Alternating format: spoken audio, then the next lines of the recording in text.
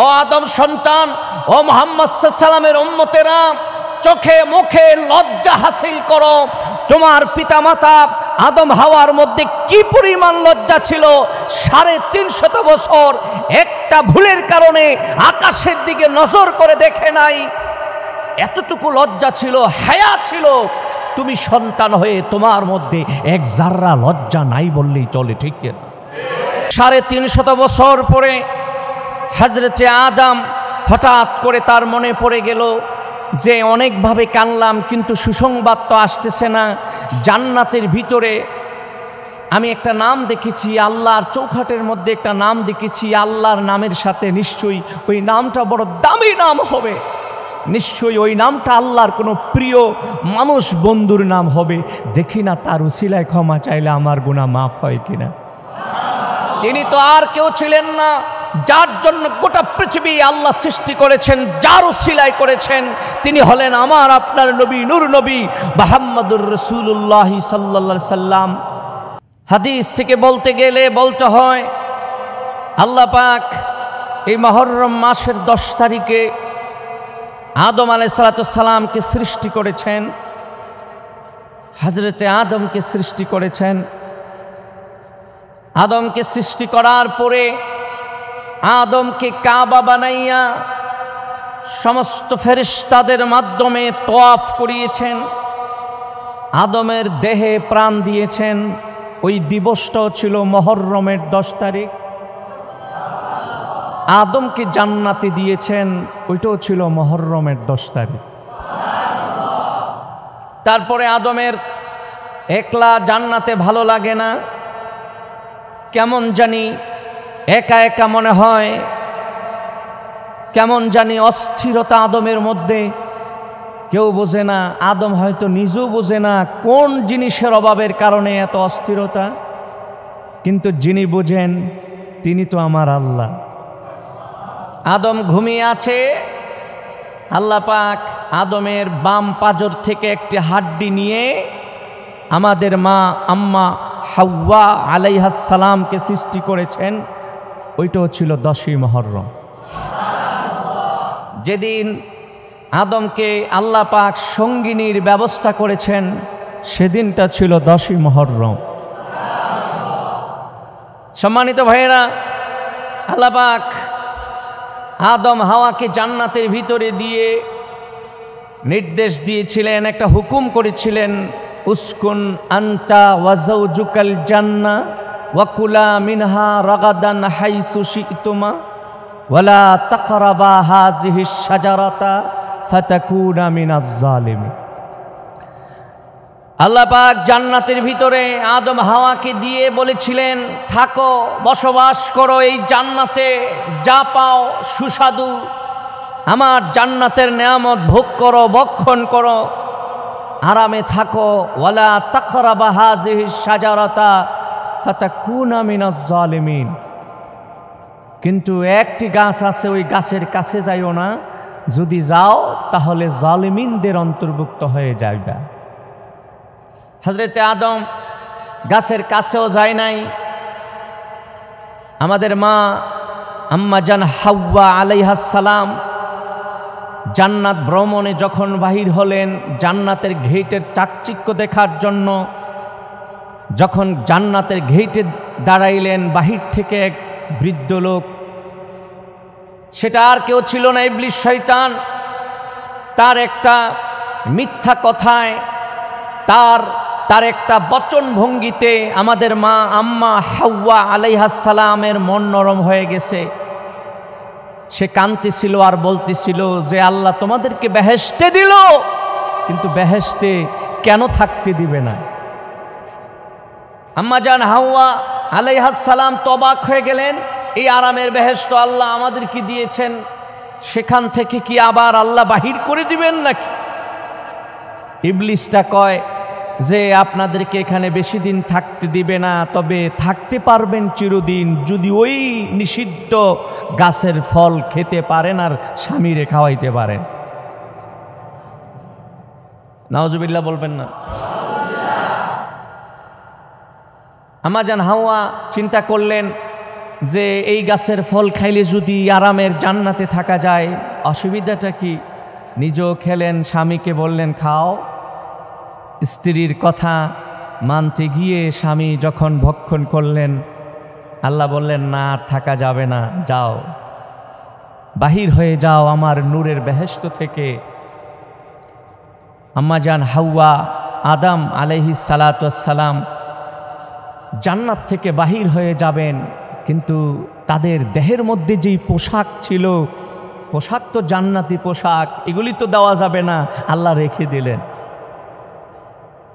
দুজন খেয়াল করে দেখলেন উলঙ্গ হয়ে গেছে, গায়ে কোনো পোশাক নাই, লজ্জায় পড়ে গেছে। কি করবেন? তাৎক্ষণিক জান্নাতের ভিতরে একটা গাছ আছে, 3 গাছ। আল্লাহ পাক কোরআনে বলেছেন ওয়াত্তিন ওয়াজ্জাইতুন, 3 ফলের গাছ আছে জান্নাতের ভিতরে। ওই গাছের পাতা একটু বড় বড়। হযরতে আদম 3টা পাতা দিয়ে লজ্জাস্থান ঢাকলেন, হাওয়া আলাইহাস সালাম 5টা পাতা দিয়ে লজ্জাস্থান ঢেকে দুনিয়ায় আসলেন। আইসা দেখে অন্ধকার। জান্নাতের ভিতরে কোনো অন্ধকার নাই। জান্নাত তো নূরময় একটি জায়গা, যা আল্লাহর নূরে সবসময় আলোকিত হয়ে থাকে। সুবহানাল্লাহ। জান্নাতের মধ্যে চন্দ্র থাকবে না, সূর্য থাকবে না, কারণ সূর্যের আলোর মধ্যে যে প্রখরতা আমরা অনেক সময় সহ্য করতে পারি না। সূর্যের আলো থেকে নিজেকে হেফাজত করার জন্য ছাতি ধরি। কেন ধরি? যে সূর্যের আলো আমাদের চামড়ায় সহ্য করতে পারে না। জান্নাতের মধ্যে যে আলো হবে, ওই আলো সূর্যের আলো না, চাঁদের আলো না, নক্ষত্রের আলো না। জান্নাত, সমস্ত জান্নাতগুলি আলোকিত হয়ে থাকবে আমার আল্লাহর নূরের আলোতে। সুবহানাল্লাহ। আলো ছেড়ে অন্ধকার দুনিয়ায় আসলেন। তখন ছিল ফজরের আগ মুহূর্ত। ভয় পেয়ে গেলেন।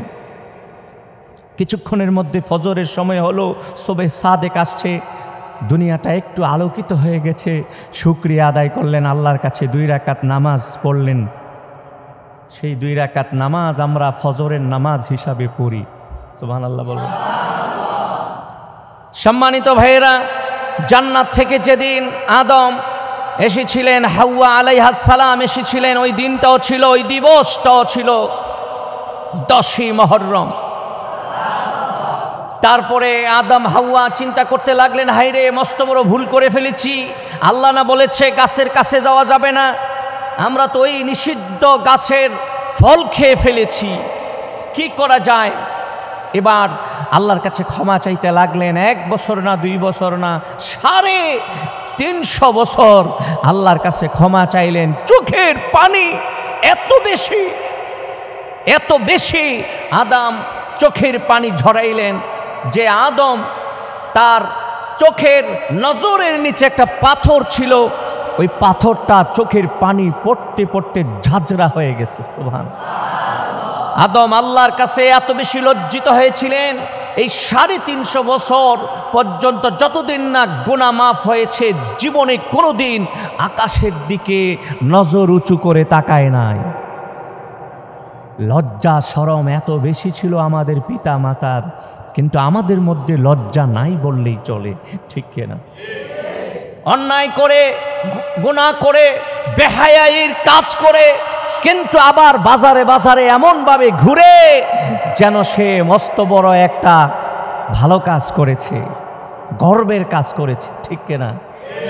ও আদম সন্তান, ও মুহাম্মদ সাল্লাল্লাহু আলাইহি ওয়াসাল্লামের উম্মতেরা, চোখে মুখে লজ্জা হাসিল করো।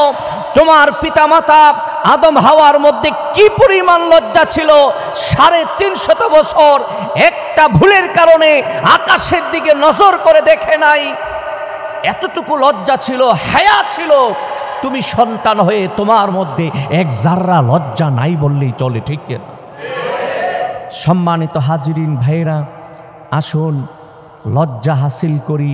আল হায়াউ শুবাতুম মিনাল ঈমান। লজ্জা হচ্ছে ঈমানের একটা অংশ। সুবহানাল্লাহ। সম্মানিত হাজিরিন, 350 বছর পরে হযরতে আদম হঠাৎ করে তার মনে পড়ে গেল যে অনেকভাবে কানলাম, কিন্তু সুসংবাদ তো আসতেছে না।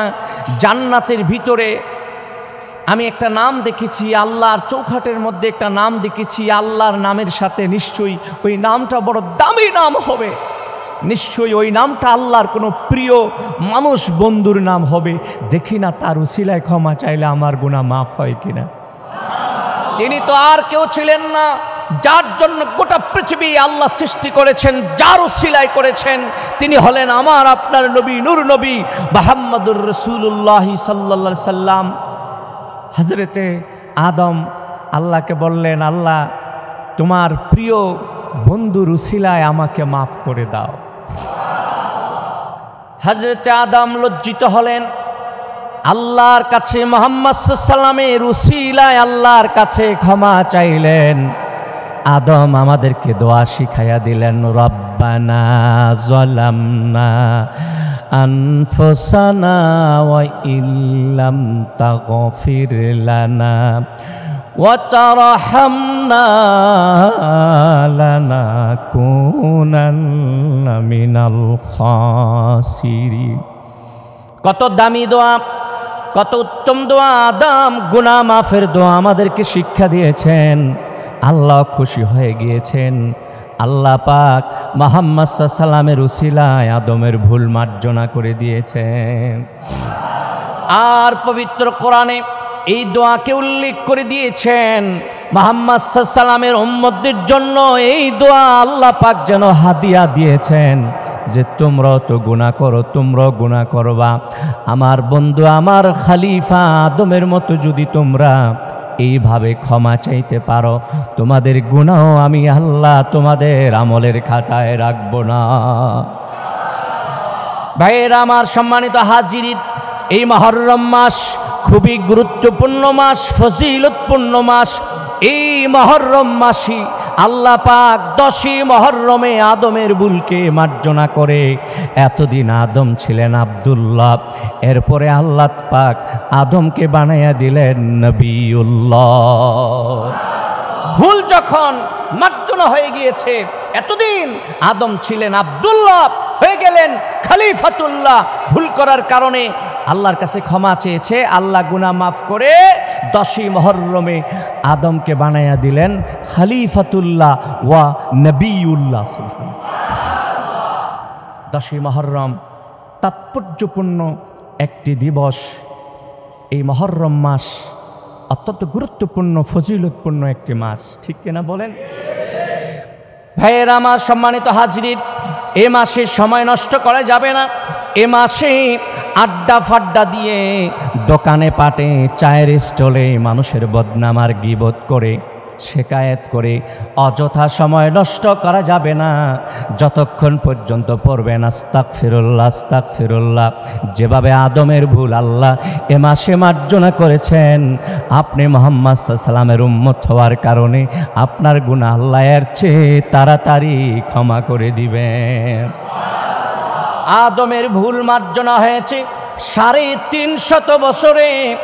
আর মুহাম্মদ সাল্লাল্লাহু আলাইহি সাল্লামের উম্মতের ফজিলত এত বেশি, এত বেশি, তারা যখন চোখের পানি ঝরায়, চোখের পানি চোখের কোণ থেকে গালে আসতে দেরি হয়, তাদের গুনাহ মাফ হইতে দেরি হয় না। হযরতে আদম কুল কায়নাতের জন্য কথা কিছু রেখে গেছেন। দেখো দুনিয়ার মানুষেরা, আমি আদম 350 বছর একটা ভুলের মার্জনার জন্য আল্লাহর কাছে ক্ষমা চেয়েছি, আল্লাহ 350 বছর পরে মাফ করেছে। কিন্তু মুহাম্মদ সাল্লাল্লাহু আলাইহি সাল্লামের উম্মতের ফজিলত এত বেশি, তারা একটু লজ্জিত হইতে দেরি হয়, চোখের পানির একটি ফোঁটা নিক্ষেপ করতে দেরি হয়, তাদের গুনাহ আল্লাহ মাফ করতে দেরি করে না।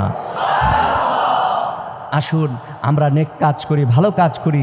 আল্লাহ পাক পবিত্র কোরআনে বলেছেন, ইন্নাল্লাযীনা আমানু ওয়া আমিলুস সলিহাতি কানাত লাহুম জান্নাতুল ফিরদাউসি নুজুলা খালিদিনা ফিহা লা ইয়াবগুনা আনহা হিওয়ালা। আল্লাহ বলেছেন, আমার বান্দারা যারা ঈমান আনার পরে নেক কাজ করবে, ভালো কাজ করবে, আমি আল্লাহ জান্নাতুল ফেরদাউসকে তাদের জন্য মেহমানখানা বানিয়ে দিব। বলেন সুবহানাল্লাহ। জান্নাতুল ফেরদাউস এমন একটি জান্নাত, যেই জান্নাতে আপনি গেলে জীবনে কোনোদিন বাহির হইতে চাইবেন না। আমরা আল্লাহর কাছে জান্নাত চাই, সারা বছর যেন নেক কাজ করতে পারি, গুনাহমুক্ত জীবন যাপন করতে পারি। আল্লাহ যেন সেই তৌফিক আমাদেরকে দান করে। বলুন আল্লাহুম্মা আমিন, বলুন আল্লাহুম্মা আমিন। নেক কাজ করার ইচ্ছা আছে?